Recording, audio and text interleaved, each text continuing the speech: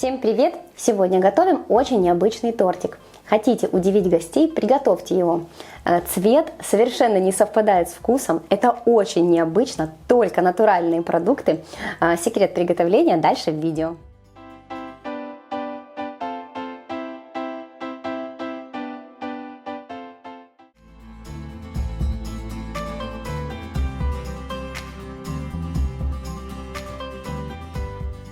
Сначала подготовим тесто. Нужно взять 5 яиц и отделить желтки в одну сторону, белки в другую.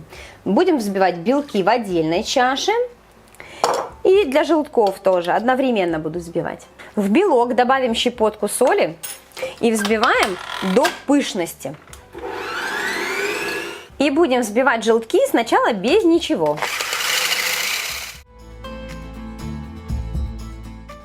Всю норму сахара на глазок распределяем. Половину в белки, половину в желтки. И начинаем взбивать. Когда все взбили, мне понадобится 100 грамм шпината. Его нужно помыть, обсушить и измельчить. Либо очень мелко ножом, либо в блендере. Чем можно заменить шпинат? Как вариант вы можете взять цукини, только не кабачки. Кабачки слишком много влаги имеют. Цукини нужно потереть на очень мелкой терке и отжать. Тоже 100 грамм.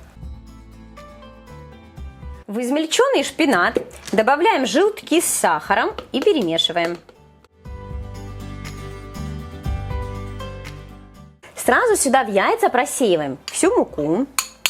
Сюда же добавляем разрыхлитель и крахмал. Крахмал можно любой, картофельный или кукурузный. Теперь все просеиваем. Все перемешиваем. Так, смотрите, получается очень красивая масса. Такого приятного оливкового цвета. Если вы будете делать с цукини, у вас цвета такого не будет. Будет шкурку вот с цукини, если не срезать, то будут фрагментами немножко попадаться кусочки зелененького. Тоже будет красиво. Со шпинатом просто очень красиво. Белок очень хорошо взбился. Вот так. Берем несколько таких огромных ложек белка. И вводим вот в тесто. Добавляем еще часть белков и перемешиваем. У меня еще остались белки, чтобы удобно было перемешать. Я все это отправлю в чашу побольше и перемешаю.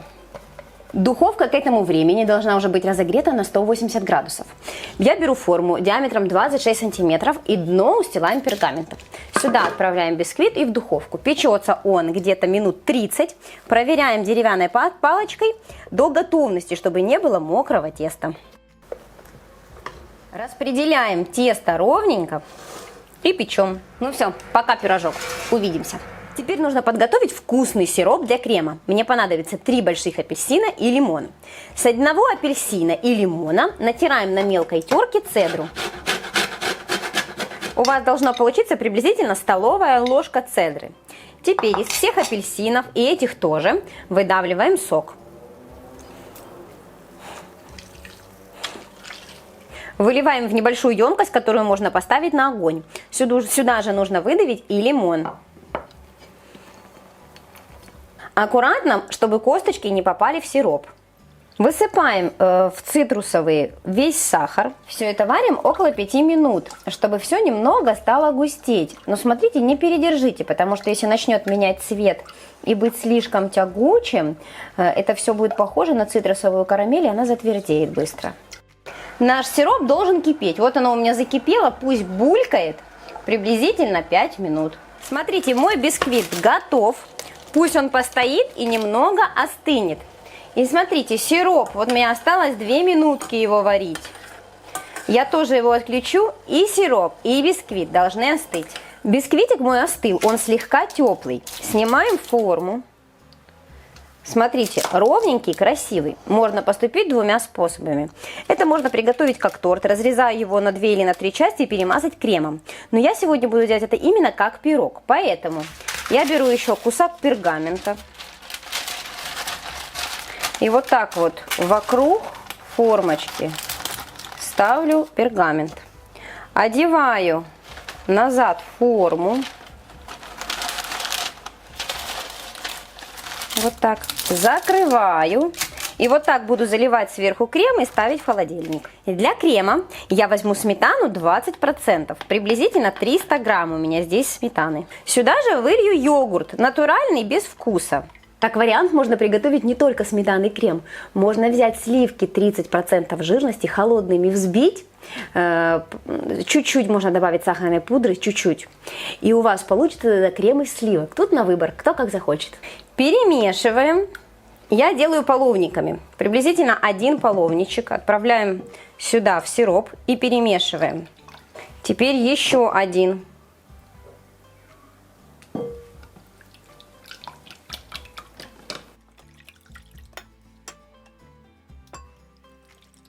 Совсем забыла про цедру. Теперь отправляем цедру.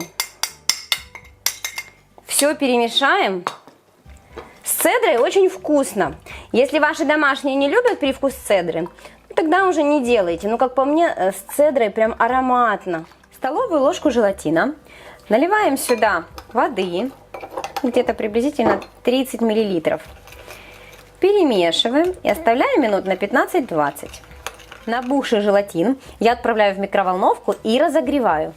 Значит, у нас получился вот такой крем. Он жидкий. Теперь я беру желатин. Когда вы будете его разогревать, смотрите, чтобы он не был слишком горячим. Сюда отправляем половничек крема. Смешиваем с желатином. Еще можно немножечко. Вот так. Если вы сразу весь желатин добавите в крем, может не до однородности раствориться. Разный бывает желатин, есть такой, что моментально схватывается. Возможно, может неоднородно перемешаться. А так будет очень однородно. Теперь венчиком вводим желатин. Значит, смотрите, у кого-то сразу загустеет. Вот нужно, чтобы был такой, как приблизительно по состоянию, как кисель. И только тогда сверху заливать. А у кого-то может постоять минут 10-15, и только тогда можно заливать. У кого будет плохо схватываться, опять же, желатин разный, поставьте в холодильник минут на 20. Вот у меня уже густеет. Я подожду минут 5-6 и буду заливать. Главное не опоздать. Бывает так, что ты ждешь, не густеет, а потом буквально за 1 минуту, пока ты отошел, он уже слишком густой. Поэтому я проверяю очень часто. Загустевший крем отправляем вот сюда. Смотрите, видите, он уже такой начинает хорошо густеть. И все отправляем в холодильник до застывания на несколько часов. Торт постоял 4 часа, посмотрите, как он застыл. Теперь, перед тем, как его доставать из формы, я взяла фисташки. Только потому, что они зеленоватого цвета, и когда я достану торт и украшу, будет очень красиво. Но вы можете заменить на любой орех или не добавлять вообще. Их нужно помелить. Как достать? Тут, где у меня не хватило пергаментной бумаги, я возьму острый нож и вот так пройдусь ножом. Так. А теперь где тут? Открою формочку. Вот так. И аккуратно сниму. Только резко не снимайте, вот так вот, по чуть-чуть.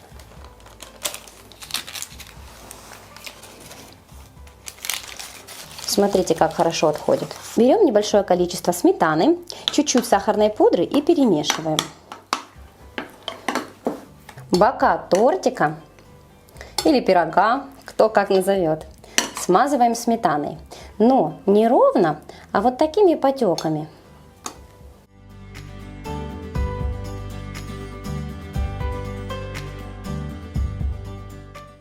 Орехи нужно порубить или смелить не слишком мелко, вот так.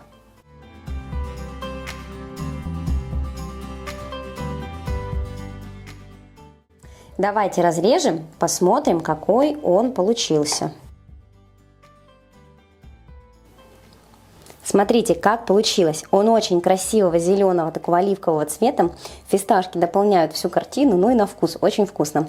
Бисквитик очень мягкий, очень вкусный крем. Сейчас будем пробовать. Хотите удивить гостей чем-то необычным? приготовьте вот такой торт.